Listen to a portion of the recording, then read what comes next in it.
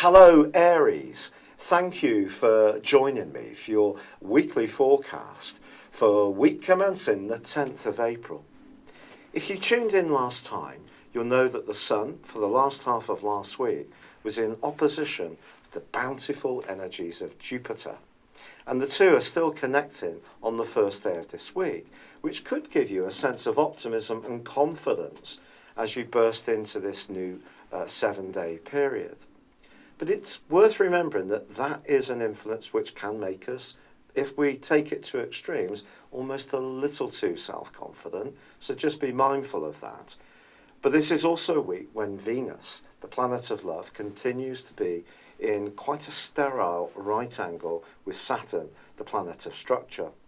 And there is a possibility that if there is a relationship in your world, it doesn't have to be a romantic one, which is not working so well, that this could be the week when you decide to break the chains. And it's not just because of the right angle between Venus and Saturn.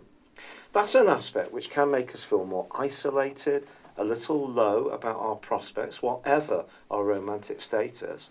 It can seem that responses between people can seem that much more muted and restrictive and won't flow quite as easily. There's also a full moon on Tuesday of this week in the sign of relating, which is Libra, which is in your opposite sign. But the real key factor for this week, I think, is the role of your ruler, Mars, and its angle to both the Sun, but also Uranus. Uranus has been in your zodiac sign since March 2011 full time. It did have a brief sojourn for 5 months in 2010 too.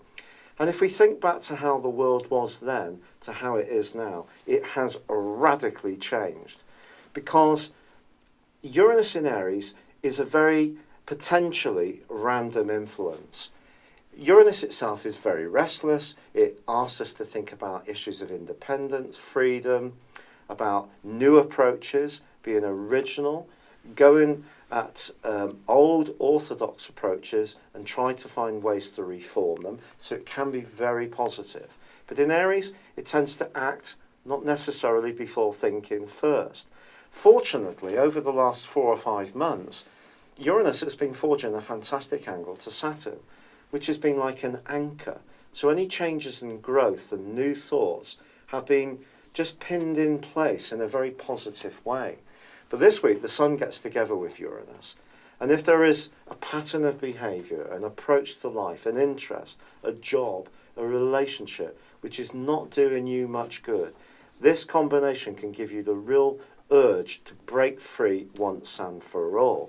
And with Mars also linking in with them in a semi-sextile, then you have a lot to go for. And I think the foundation for that can be a sense of your self-worth, which can be growing. And that's a very positive thing. But because Venus is in a very psychological part of your scope, there could be moments when you really wonder if you are making the right moves or why you're making them. Because Saturn in Sagittarius is very much about truth, reality, knowledge, it is going to be important that whatever you decide to do, you do think about it carefully. You don't rush into things in a reckless kind of way. But this is a great chance for you to adopt a new, radical, original approach to how you're living your life. And it could mean that you are going to be a bit restless, but it can be so exciting because it can empower you to grab what you really need to do for yourself, to get in touch with the most authentic side of your nature, rather than living life to suit others. I don't mean by being selfish, I mean being considerate of others. But if there is a part of you that you're not really bringing into play, which you know is there, this is your chance to really visualize it and then act upon it in a really substantial way. And by Saturday of this week, Venus also starts to go forwards, which is, of course, a relief.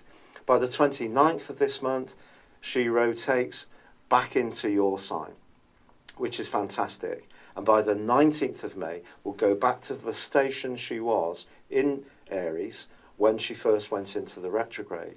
So I think the middle of May could be a particularly critical time for how some of your relationship moves play out.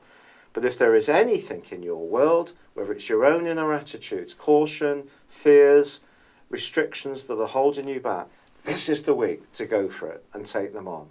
It's been a real pleasure being with you. Thank you for joining me. Good luck and goodbye for now.